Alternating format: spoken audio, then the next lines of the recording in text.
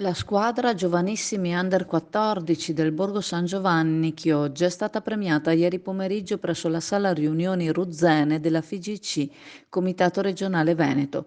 Il presidente regionale federale Giuseppe Ruzza ha consegnato loro la targa disciplina di categoria in un'importante cerimonia. All'evento erano presenti il consigliere regionale Dino Tamai, il delegato provinciale Dino Brusaferro, altri membri della FIGC e numerose società calcistiche. La conquista di questo prestigioso titolo federale verrà iscritta nell'Albo d'Oro della Federazione Italiana Giuoco Calcio, un riconoscimento che riempie di orgoglio e soddisfazione l'intera città.